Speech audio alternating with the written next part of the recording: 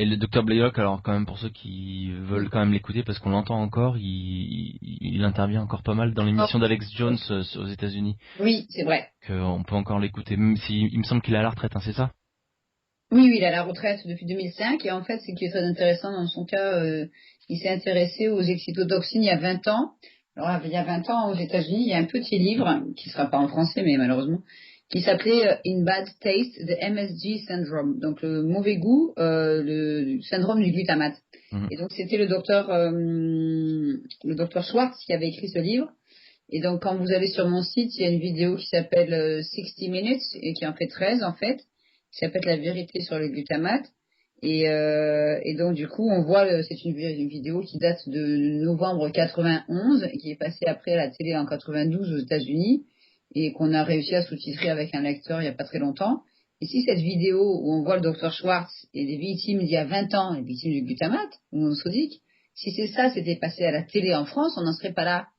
Mhm. Non, Et non. cette vidéo, elle est prête, elle est sous-titrée et Oui, tout? elle est déjà sous-titrée et tout. Ouais. Bah oui, Alors on la mettra aussi en lien sous ma vidéo. Hein. il n'y a pas de souci. Et donc, dans cette vidéo, vous voyez le docteur Schwartz, qui a une barbe et qui a des lunettes et qui a des enfants, qui a des adultes à arrêter les glutamates. Et donc, du coup, c'est à partir du livre du docteur Schwartz, il y a 20 ans, que le docteur Bloch s'est intéressé à ce problème, étant neurochirurgien. Et il a écrit un livre, donc, qui est sorti, qui est paru en 1997, je suis devant moi, qui n'est pas en français parce que, il est écrit tout petit et c'est assez médical quand même. Et donc, j'ai pas trouvé d'éditeur prêt à investir 6 000 euros pour le faire traduire. Donc, il est sorti en 97, 94 d'abord et après 97. Et donc, j'ai acheté ce livre en 2003 pour ma part. Et ce livre trace le mécanisme du cerveau et le mécanisme des excitotoxines, comment ces excitotoxines font exploser les neurones. Et donc, du coup, c'est très, très intéressant parce qu'il va parler d'Alzheimer, de Parkinson, il va parler de tas de maladies et comment on en arrive à des pathologies comme des crises de rage. Il y a une phrase qui m'avait beaucoup choquée et qui va peut-être choquer certains auditeurs, c'est pas grave. Page 192, moi, c'est la phrase qui m'a le plus choquée dans ce livre que j'ai lu en 2004. Et donc, il expliquait ce que c'est une attaque cérébrale. Donc, ça arrive souvent dans la partie frontale du cerveau dans ce cas-là. Et donc c'est page 192, il dit par exemple, une attaque qui arrive dans la partie frontale du cerveau peut provoquer des crises d'hypersexualité. Donc il y en a qui rigolent, mais ça peut provoquer des obsessions sexuelles en quelques secondes. Mhm. Et malheureusement, je l'ai vu sur des gens dans ma famille, je dirais pas qui, parce qu'il est encore en vie. Mais j'ai vu aussi sur des jeunes intoxiqués à l'aspartame par des suppléments en vitamines, sur des pères de famille aussi intoxiqués par les soda light, donc qui pensaient devenir fous. Ça peut faire des crises de déjà-vu, on appelle ça sudden attacks of déjà-vu en anglais. Et donc des attaques de déjà-vu, c'est une personne qui rentre en crise de démence, on va dire, et qui parle d'un moment de sa vie, donc elle a déjà vécu, alors qu'à l'état normal, elle n'en parlerait pas. Donc ça fait un peu peur parce que si c'est par exemple son conjoint, on se dit mais c'est quoi ça? C'est un dédoublement de personnalité, c'est plus le même là, c'est un problème. Et c'est souvent quand la personne est au repos, pas forcément debout, quand elle est allongée ou assise. Et donc ça, c'est impressionnant. Et après, ça peut faire sinon une crise de rage, donc une crise de violence physique. Donc la personne va s'en prendre à des objets, mais malheureusement aussi souvent à son entourage. Et c'est pour ça que j'ose, dans les trains notamment, ou en ville, quand je vois des parents qui mâchent des chewing-gums et qui ont déjà le regard un peu antisocial, parano et compagnie, et qui a des enfants de 5-6 ans avec, là je m'arrête et je dis aux parents, je donne ma carte gentiment. Parce qu'en fait, la personne, quand l'attaque survient, parce que moi je l'ai vécu malheureusement plusieurs années avec une personne, et l'attaque, elle arrive en quelques secondes, et on le voit, la personne, elle peut plus se contrôler, et ça peut durer 5, 10, 15, 20 minutes, une demi-heure, on ne sait pas combien de temps ça va durer. Mhm. Bref, faut fuir, quoi. Parce qu'elle peut plus s'empêcher. Donc c'est pour ça que j'ai eu le cas d'une maman en 2007, qui m'a dit, quand on a commencé à remplir le questionnaire du docteur Roberts par téléphone, aujourd'hui ce questionnaire est sur mon site, donc on va en page d'accueil, on trouve le film Faux sucre, vrai scandale, et en dessous il y a le PDF du questionnaire du docteur Roberts, jusqu'à côté de son livre. qui fait 1020 pages, celui-là qui sera jamais en français, qui s'appelle Aspartame Disease, an Ignored Epidemic. Et donc j'ai décidé de mettre le questionnaire du Dr Roberts sur mon site en 2011. Mais à l'époque, en 2007, je le remplissais à la main. Et cette maman de 47 ans qui consommait de grandes quantités d'aspartame en poudre tous les jours, la première chose qu'elle m'a dit, Madame Gouget, avant j'étais pas méchante, je le suis devenue. D'accord. J'ai dit je sais. Elle m'a dit vous me comprenez? J'ai dit oui, je vous comprends. Parce que je l'ai vécu. Donc quelque part j'ai eu de la chance entre guillemets. Parce que vu que les gens ont tous les mêmes effets secondaires, donc je comprends. Puis je l'ai vu. Et donc du coup cette maman, avec mon aide, a changé complètement d'alimentation en quelques jours.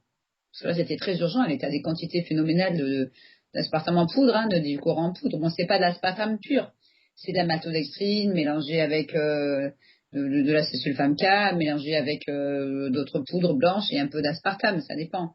J'ai trouvé un jour une boîte où il y avait marqué, une boîte de comprimés à base d'aspartame, il y avait marqué 44% d'aspartame. C'est affolant, quoi. 44%. C'est la première, c'est très rare, c'est très très rare de voir le pourcentage d'aspartame. Il n'y a que 3 ou 4 produits où on le trouve. Donc par exemple, j'ai devant moi une bouteille que j'ai achetée malheureusement il n'y a pas longtemps parce que je vais faire je vais mettre ça sur mon site. Ça s'appelle Belle France. Ouais. C'est Cola Light, donc c'est des sous-marques, ok, c'est pas cher. Et là, Belle France, moi je vais appeler ça honte à la France, c'est pas possible. Il y a marqué ingrédients eau gazéfiée, on s'en doute, colorant caramel, le fameux E150D qu'on a décrié récemment, Oui. issu de blé, alors entre parenthèses, extraits végétaux et arômes naturels, donc là c'est 0,08%, et qui dit arôme naturel dit aussi source de glutamate monosodique, c'est bien expliqué dans le reportage de 1991, dont noix de cola, édulcorant 2 points, aspartame, entre parenthèses, 0,06%. Après, il y a acidifiant, acide orthophosphorique, caféine, on s'en doute. Et il y a la phrase contient une source de phénylalanine pour ceux qui pourraient souffrir d'allergie à la phénylalanine. Mais ceux qui en souffrent de cette allergie-là, c'est 2 ou 3% de la population en France, eh ben, eux, ils n'en prennent pas d'aspartame. Ils peuvent pas, il y a trop de phénylalanine dedans. Et donc cette boisson, ils osent mettre en plus le pourcentage d'aspartame. Et ce qui est très intéressant au niveau scientifique, c'est qu'en France, j'ai rencontré des milliers de cas, en Angleterre un peu, mais j'y vis plus. Et j'ai rencontré aussi certains cas qui me contactent de la Hollande ou de la Belgique principalement.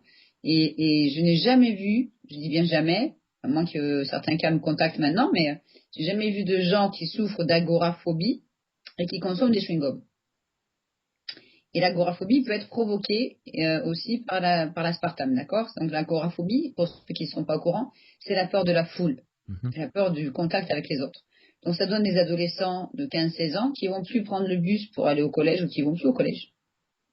Ça donne des gens qui ne peuvent plus faire des courses au supermarché, d'un côté c'est tant mieux pour eux, mais qui peuvent plus aller au bureau ou qui peuvent plus aller au cinéma ou dans des endroits où il y a du monde. Parce qu'arrivés là, ils font des crises d'agoraphobie. Donc la personne commence à respirer rapidement, à suffoquer, le visage commence à gonfler, la personne il faut qu'elle parte. Et elle fait une crise d'agoraphobie. C'est très très impressionnant. Et donc j'ai remarqué au fil du temps, hein, depuis que je fais des conférences depuis 2005, que les cas d'agoraphobie, c'est uniquement ceux qui boivent des soda light. Donc des sodas, pas des limonades, hein, des sodas, des sous-marques, il y a toutes les marques, mais il y a aussi beaucoup de sous-marques malheureusement. Et moins c'est cher, plus il y aura d'aspartame. Et là, il n'y a que des cas d'agoraphobie, c'est uniquement ceux qui consomment des colas. Donc comme je suis en contact avec le docteur Ralph Walton, que vous pourrez voir aussi sur mon site, donc dans le film Faux sucre, vrai scandale, qui est en lien aussi à côté du livre du docteur Roberts, ce film qui a été doublé en français par Planète en enlevant 40 minutes des 90 minutes du film d'origine qui est américain. Mais bon, c'est déjà ça. Donc là, le docteur Ralph Walton, je l'ai contacté à New York. Il est toujours professeur en psychiatrie. Et ce psychiatre s'occupe des troubles psychiatriques aggravés par l'aspartame depuis 1985. Je répète, depuis 1985. Et en France, on dit toujours rien. Ouais, bah rien du tout. Pas quoi. Et donc lui, il m'a dit, j'ai demandé pourquoi je trouvais que des gens accros à ces soda light souffrant d'agoraphobie, mais pas d'agoraphobie au chewing-gum. Et il m'a expliqué que, selon lui, les sodas contiennent de la caféine, et de l'aspartame. Et ils pensent que le mélange caféine et aspartame peut accélérer les troubles du comportement et les phobies. D'accord. Et bon, moi, je suis passionnée par ce que je fais de toute façon, mais je suis assez inquiète quand je vois des parents qui me contactent pour une petite fille de 11 ans qui fait de l'agoraphobie Mm. et qui prend beaucoup de choses à l'aspartame. À ce sujet, on en parle rarement, ou alors ça vient une fois de temps en temps, là, quand il y a une petite alerte, comme la dernière fois avec le coca, ou etc. Oui, On parle un petit peu de l'aspartame, ça dure un une jour semaine, ou un 2 jour. heures, et puis hop, ça disparaît, on n'en Bien parle plus. sûr, La bien conclusion de sûr. l'émission, généralement, c'est à vous de vous faire votre idée, mais bon, il y a, Il n'y a pas hein, de risque. ça n'a pas été démontré. Allez hop, Voilà, ouais, c'est ça. Ou alors, il faudrait boire 30 canettes par jour voilà, exactement. pour que ça soit dangereux. Alors, les gens, ah ben, continuons. Et, ou alors, on fait une émission d'1 heure sur une radio nationale, je dirais pas laquelle. Ah oui, oui, j'ai Et entendu, je crois qu'on a entendu la même. voilà, pour voir si c'est dangereux chez la femme enceinte. Alors, la journaliste qui fait son enquête sur le trottoir d'un café va voir une femme qui est enceinte de 7 mois, et s'il se trouve qu'elle est généraliste. Alors, ah oui, j'en bois, mais pas souvent. Et il y a un danger? Non, non, pas du tout. Et comme les gens, ils écoutent l'émission et qu'ils se disent, ah ben, un généraliste qui boit du Coca Light, si elle est enceinte et que tout va bien, moi aussi. Et donc, du coup, l'émission se termine, on ne sait plus si c'est dangereux ou pas. On a parlé de stevia, on a parlé de l'aspartame. Mais finalement, dans le doute, on va continuer puisqu'un médecin dans l'émission boit des soda light. Faut arrêter, quoi. Exactement. Et alors bon, moi j'ai de la chance, j'ai accès à la presse spécialisée, on va dire, hein, Ouais. de l'agroalimentaire. Et ce qui m'a fait rigoler, c'est au moment où il y a eu cette fameuse, quand on a entendu que le Coca-Cola était, enfin que le colorant E150 qui était Oui. dans le Coca-Cola était cancérigène, il y a eu une petite page d'un seul coup qui est arrivée dans un des magazines. Alors peut-être que je le mettrai sur mon site internet, et puis je vous le donnerai si vous voulez, Hmm. où il y a une personne dans ce magazine qui nous dit que en fait le colorant E150, enfin c'est aidé. Bon, il y a rien qui dit vraiment, il y a aucune il y a rien qui dit que c'est vraiment dangereux, etc. Et à la fin il dit, et même le FSA, donc le FSA c'est l'organisme qui s'occupe de la Ça, santé au niveau européen. européen. Hmm. Même le FSA qui a conclu que c'était pas dangereux, il y a pas de préoccupation à avoir. Alors ça, ce qui est rigolo, c'est que c'était dans le numéro de mars 2012 de ce magazine, c'était à la page 45. Et ce qui est rigolo, c'est que j'ai pris le même numéro, donc je continue à tourner les pages, et à un moment donné, j'arrive à la page 80, je veux dire 84 du même numéro. Et là, on a un article sur le FSA. Le FSA fête ses 10 ans. Ah, super. Donc le FSA fête ses 10 ans, mais à la fin de l'article, mais 10 ans après sa création, l'heure est aussi aux améliorations. Ah bah oui, parce que l'indépendance de certains experts de l'FSA a été mise à mal dernièrement sur certains sujets sensibles. C'est pas beau Il y a ça? carrément une vidéo qui Sur- a été faite en Belgique C'est là-dessus. fou ça. Donc sur certains sujets sensibles, comme les OGM ou l'aspartame, tu sais, c'est bien Voilà. dit. Dans le même numéro, 40 pages après. Je me ferai un plaisir de scanner ce Ah truc-là ben, et bien je le sûr, mettre sur mon site allez-y. internet. Bien sûr, allez-y. Ça me fait halluciner ce genre de truc. Voilà, donc non, non, ils sont pas du tout indépendants, ces gens-là. Et à mon grand désespoir, en France, il y a eu aussi, je vous l'enverrai aussi, parce que c'est un scientifique qui me l'a fait passer, le fameux rapport de l'ANSES, 4 juin 2012, sur l'aspartame. Il me semble que je l'ai Et mis dans ma vidéo. Non, je l'ai mis voilà, dans mais ma c'est vidéo, très il me semble. grave. Alors ça s'appelle Note d'étape de l'Agence nationale de sécurité sanitaire de l'alimentation, Oui. de l'environnement et du travail. C'est sur l'aspartame. C'est un tissu de mensonges. Donc Oui. il y a des groupes comme le CLCV en France qui s'abritent là derrière. Et donc il y a 29 pages de blablabla, blabla, mais je suis choquée, sur en fait que pour qui critique l'étude du Danemark sur les femmes enceintes et tout ça. Et donc le directeur général s'appelle Marc Mortureux, il a 5 enfants. Et quand on cherche un peu ce qu'a fait ce monsieur, on voit qu'il a participé à de nombreuses réunions à l'EFSA, dont une par rapport au Codex Alimentarius, hein. Mhm. Et donc, si ça vous parle.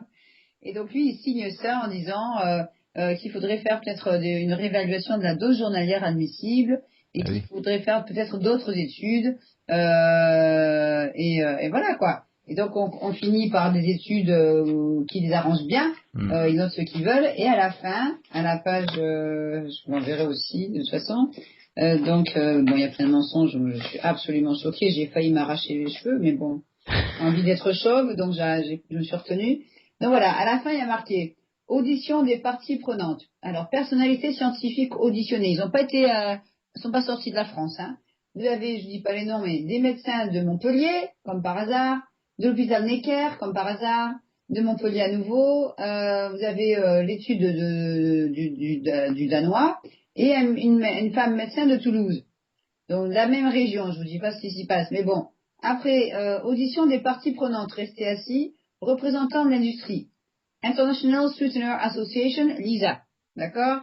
Lisa, il surveille déjà tout ce que je fais depuis 2005. Après, vous avez monsieur Hugues Pitre de chez Mérissan. Mérissan, c'est quoi? Je ne sais pas. Voilà. Une question? Je sais pas. Alors, je sais pas. Alors, ça, c'est très intéressant comme question parce que les gens ne savent pas. Tout à l'heure, on a évoqué le mot Monsanto, d'accord? Oui. Et quand je demande aux gens, c'est quoi Mérissan? Ils savent pas. Donc, il y a des milliers de gens en ce moment même qui vont au supermarché acheter un édulcorant qui s'appelle Purvia à base, soi-disant, de stevia. C'est distribué par Mérissan. Mais Mérissan, c'est celui qui distribue Canderel depuis 30 ans, plus de 30 ans en France. D'accord, c'est le même. C'est le même. D'accord. Et le produit est dangereux? Ah, la stevia, oui, bien sûr. Dangereux. Mais c'est comme si je prenais, j'aime bien cet exemple que j'ai trouvé un jour comme ça. Je prends un couple qui ont des enfants, puis ils veulent sortir ce soir, ils veulent aller au restaurant. Et moi, je leur dis, bah tiens, mon voisin, il a fait 30 ans de prison parce qu'il a tué des gens, mais maintenant, il a compris, il est sorti de prison, il est gentil. Est-ce qu'il pourrait garder vos enfants? Ben, les parents, s'ils ont un peu du jeu, ils vont dire, ben, bien sûr que non. Dire, on va pas laisser un criminel garder des enfants. Ouais. Et là, les gens se ruent sur un truc qui est à base de stevia, soi-disant, alors qu'il n'y en a que des fois 1,20, voire 2,20%. Et c'est joli, il y a des jolies feuilles vertes dessinées sur la boîte, et ils vont s'empiffrer d'un nouvel édulcorant parce que c'est à base de plantes. C'est un scandale déjà aux États-Unis. Mais le scandale lui mettra que 20 ans pour arriver en France. Donc quand on regarde bien, ils ont changé plusieurs fois la composition. Donc il y a maltodextrine, il y a érythritol, il y a arôme naturel, et la plante de stevia, déjà c'est vert à la base, mais là c'est blanc. Aux États-Unis, certains prétendent que ça viendrait de stéviosie de Chine, donc c'est pas une bonne chose. Mais bon, il y a très peu de plantes là-dedans s'il y en a, et le restant, c'est des bases qui peuvent contenir du glutamate libre. Donc c'est moins dangereux que les sucrètes à base d'aspartame, mais c'est pas forcément naturel. Mais bon, ça coûte très cher. Ils en ont fait maintenant même des sucres, des sachets, des boîtes entières. Oui, on voit que ça arrive là. C'est distribué par le même distributeur que Ponderel, on va dire. C'est affolant. Et donc sur cette liste, vous avez après Madame Stéphane Ronsman de chez Coca-Cola, Monsieur Hervé Nordman de chez Ajinomoto. C'est quoi Ajinomoto? Je ne sais pas. Vous savez pas non plus. Non. Vous voyez, c'est intéressant de voir jusqu'où va des informations, mais c'est pas votre faute du tout. Ajinomoto France. Alors, Ajinomoto a plusieurs usines en France, dont une à Gravelines dans le Nord, où il fabrique depuis 20 ans des tonnes d'aspartame. D'accord. Et Ajinomoto, ça veut dire ceux qui donnent du goût en japonais, et c'est le fabricant mondial de glutamate monosodique, dont il y a des bureaux en France, des usines en France et des bureaux de siège social en Suisse. Et donc, du coup, c'est eux qui fabriquent principalement l'aspartame et le glutamate monosodique. Or, tout ce qui est aspartame, c'est 6 à 8 000 produits alimentaires, même en France, et plus de 350, voire 500 médicaments, même pour bébés. C'est de la folie de voir par exemple, du Mac 2 Junior forme et équilibre. C'est pour enfants, c'est des comprimés au goût chocolat. C'est à l'aspartame, c'est encore en vente en parapharmacie, quoi. Faut arrêter. Et donc les mamans achètent ça à 8-9 € le flacon et on donne ça aux enfants.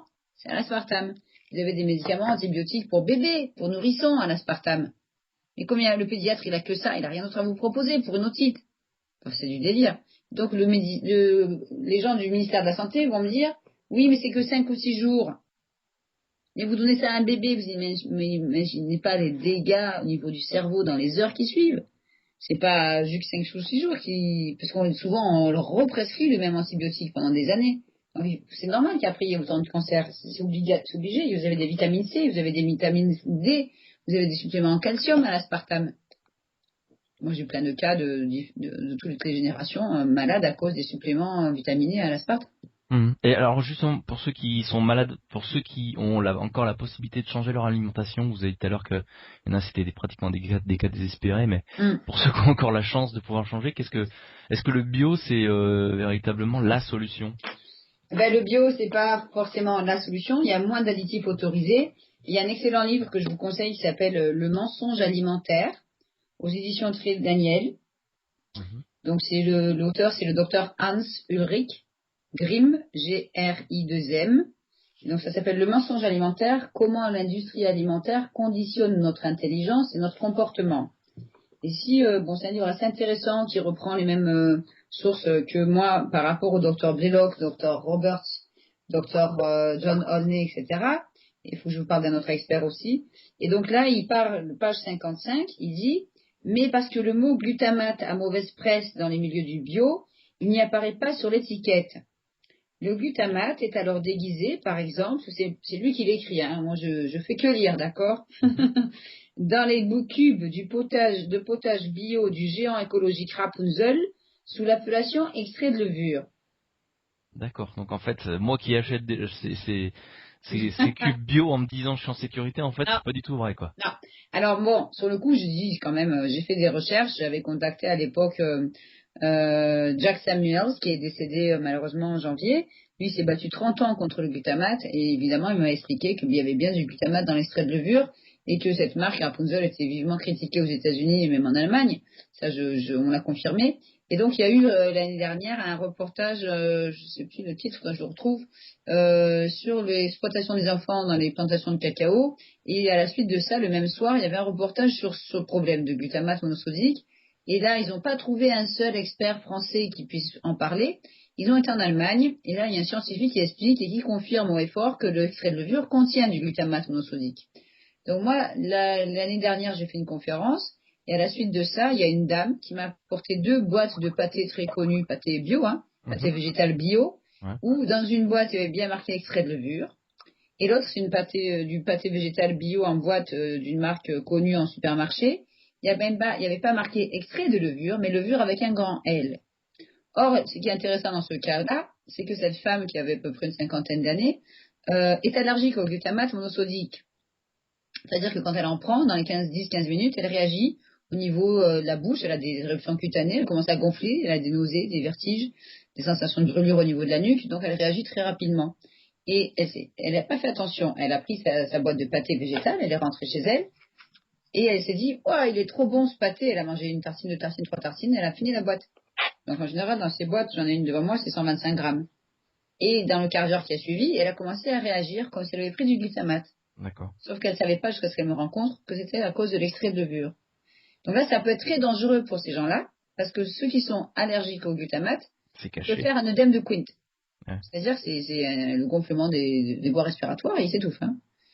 Donc du coup, elle m'a donné ces 2 boîtes de pâté connues et elle m'a dit, je vous promets, j'en mangerai plus.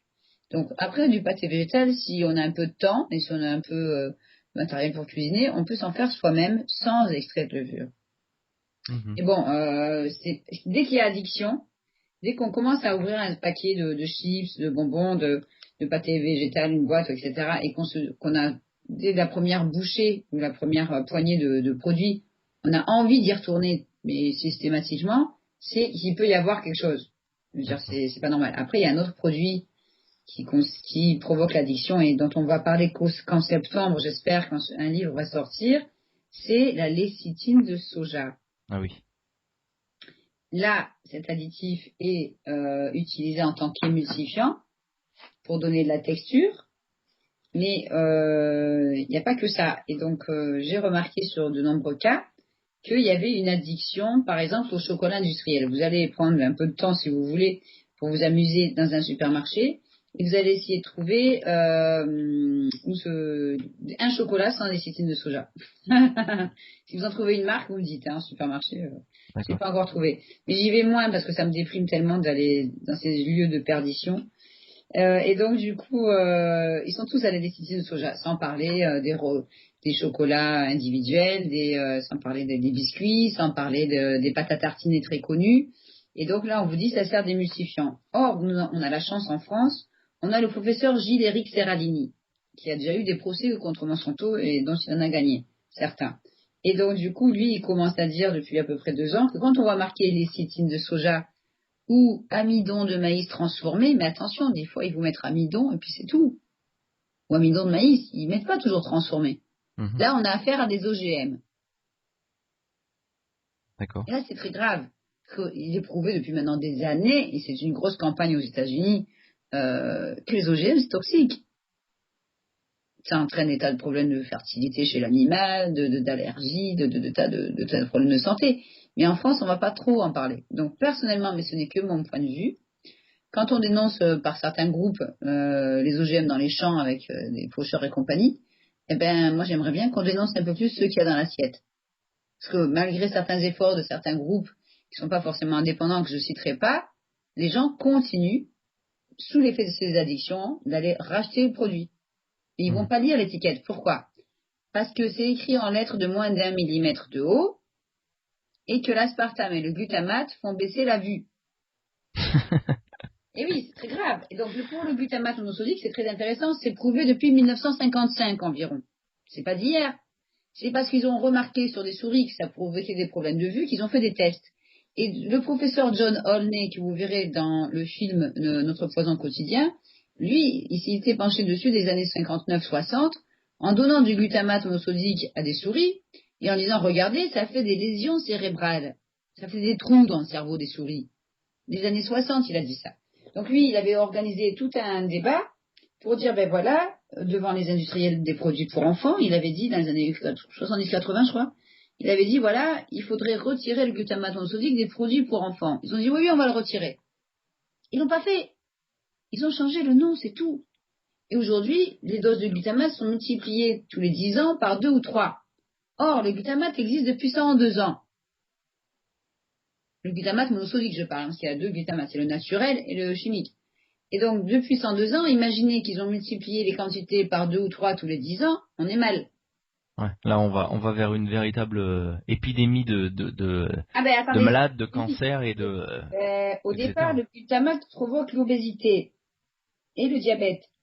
Donc John Olney, qui est encore en vie, il a plus de 78 ans, il avait dit, il y a plus de 40 ans, si on laisse autant de glutamate monosodique dans la nourriture, nous assisterons à une épidémie mondiale de diabète et d'obésité. On y est. Ah oui, C'est pas normal de voir des enfants en surpoids à 6 ans, ou des enfants qui naissent obèses. Parce que la mère a mangé tous ces sur des rats, ça l'a fait. Des enfants, des petits rats qui naissent en surpoids parce que on a nourri la maman au glutamate. Donc on donne des fois du glutamate et de l'aspartame à des élevages, à des animaux d'élevage pour les faire grossir plus vite. Après c'est du délire quoi. On n'a jamais aussi mal mangé. Donc évidemment après une fois qu'on arrête ça, ça va mieux. Mais il faut aussi l'éviter dans les produits bio. Je veux dire, ça n'a rien à faire du glutamate dans les produits bio. Mais je vous donnerai un lien en anglais. Tout un article de Jack Samuels justement à l'époque sur toute l'histoire du fait qu'ils ont réussi à introduire des sources de glutamate dans les produits bio et donc le docteur Blaylock aux États-Unis dit toujours même dans le bio il faut lire les étiquettes.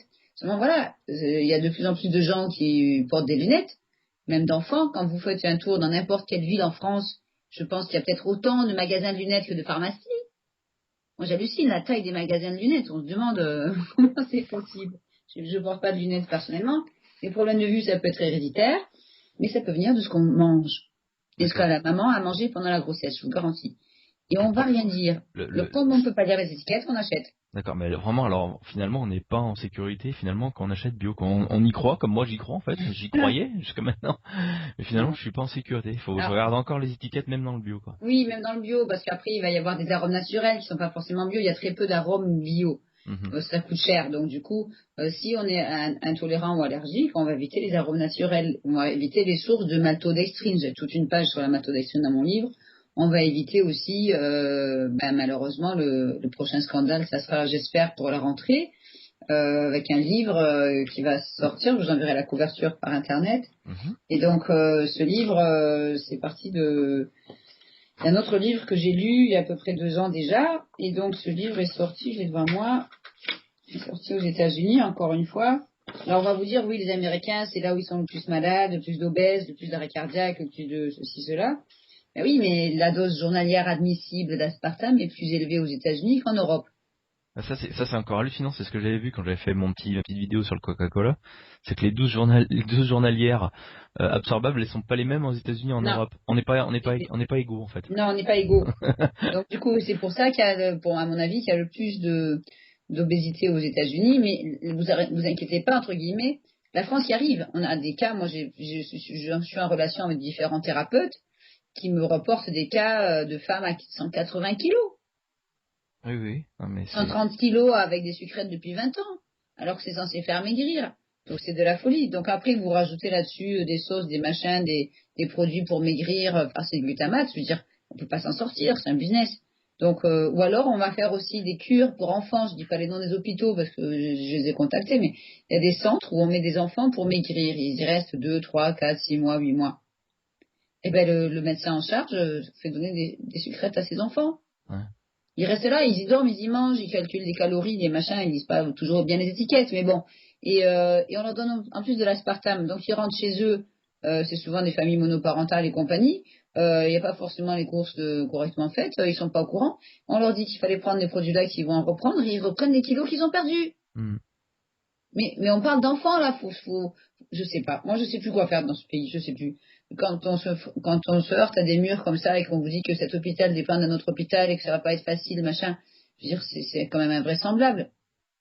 Ouais, ouais, non, mais je comprends bien. Alors Ça, justement, le livre qui va bientôt sortir, sur le il va soja. sortir bientôt ou Oui, il devrait sortir le 1er septembre, j'espère. d'accord. Je vais recontacter l'éditeur pour confirmer. Le Donc titre c'est de un ça. livre qui est sorti aux États-Unis d'abord en 2005 Mhm. et après en 2007 à nouveau. Et donc en anglais, il s'appelle The Whole Soy Story. Donc exactement, ça en français, ça voudrait dire toute l'histoire du soja. Mhm. Or en français, il va s'appeler Soja, ami ou ennemi de notre santé. D'accord. Aux éditions Résurgence, il devrait sortir début septembre. Ça fait presque 2 ans qu'on travaille dessus. Et donc moi, je suis en lien avec l'auteur qui s'appelle Dr. Kayla Daniel, K-A-A-Y-L-A, et T, plus loin Daniel, comme le prénom, D-A-N-I-E-L. Et donc cette nutritionniste américaine a mis 4 ans à écrire ce livre. Moi, je l'ai lu comme un roman parce qu'il y avait énormément de témoignages, des fois assez choquants. Et à la fin du livre, on voit qu'il y a plus de 30 chapitres et il y a toutes les références. Donc il y a entre 2 et 130 références par chapitre. Ok. C'est du délire. Donc après, bon, moi ce qui est intéressant pour ma part, c'est de lire des livres comme ça, de voir les témoignages et de rencontrer des gens dans d'autres pays, comme en Europe, qui ont mangé du soja. Ça peut être 6 mois, ça peut être 1 an, ça peut être 30 ans. Et quand vous voyez que tous ces gens que j'ai déjà rencontrés depuis septembre, où j'ai commencé à faire des conférences là-dessus, et à me dire, ben tiens, elle boit du lait de soja, elle a plus ses règles, elle a 23 ans. Ah ben tiens, elle en a mangé 30 ans, elle a plus de thyroïde. Ah mais elle a des problèmes osseux, ou tiens, là, il y a un cancer. Et puis ah oui, bah, du soja à répétition pendant 10 ans. Ou des migraines. Le premier symptôme en général, c'est des migraines comme l'aspartame. C'est étrange, non? Mhm. Et donc du coup, la personne elle va prendre des médicaments.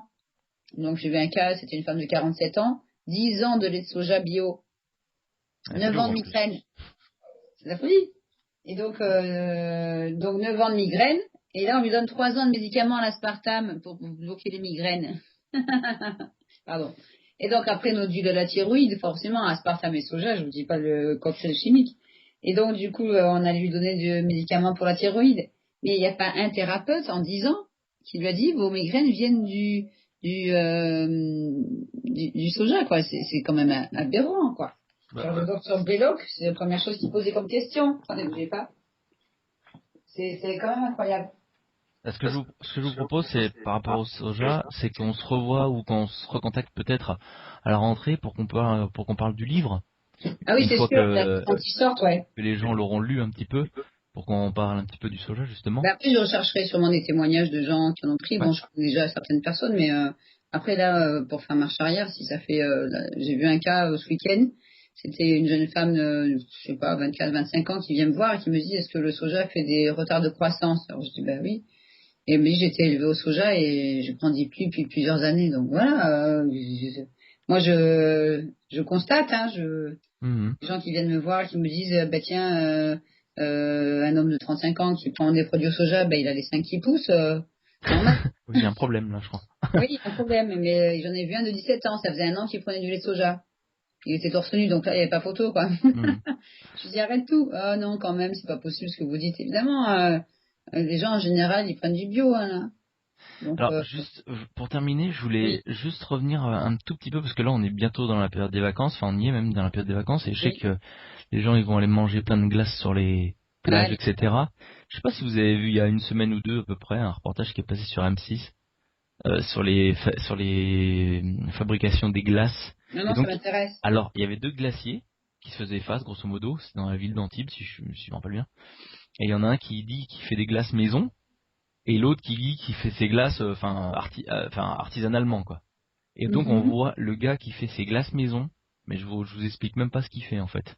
Il fait un mélange, en fait, tout ce qu'il a, c'est des poudres Ouais. qui contiennent des colorants de toutes sortes avec, Ah là là et là. il fait un espèce de pâté avec de l'eau.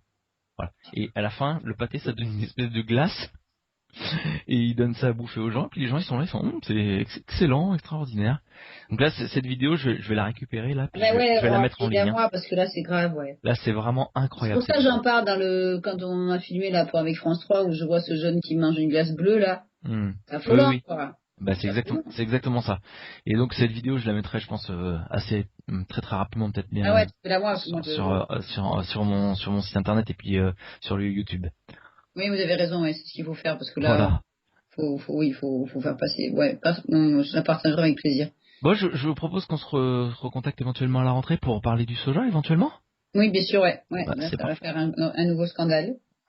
Bah, écoutez, en tout cas, Concernant le livret sorti, je vous tiens au courant. ok. Et ben écoutez, en tout cas, je vous remercie pour avoir répondu à mes questions. De rien, avec Et, plaisir. et puis, ben pour les auditeurs et pour ceux qui vont regarder cette vidéo, mangez bien, attention aux glaces, Oui. hein. Et puis, Attention aux chips, aux glaces, aux ouais. boissons. Ah bah tiens, Je pense. est-ce que toutes les chips sont Non, concernées? Pas toutes? non, pas Et- toutes. Alors, en supermarché, il reste encore, je sais pas combien, faut que j'aille compter, tiens. Faut que j'aille faire ça. Il reste encore quelques paquets de chips où il y a Quelques marqué paquets. pommes de terre, huile végétale, Ouais, exactement. sel.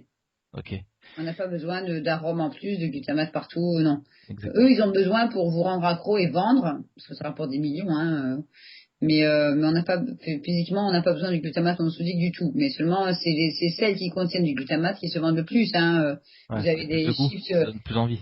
je vais pas dire la marque, mais il y a des chips dans un tube en carton très connu. Oui, oh, c'est pas des chips, ça. Oui, oui, je vois ce que c'est. Allez, Avec un bonhomme avec des moustaches, là. attendez, mais moi j'ai vu un couple de retraités qui mangeait ça à un pique-nique.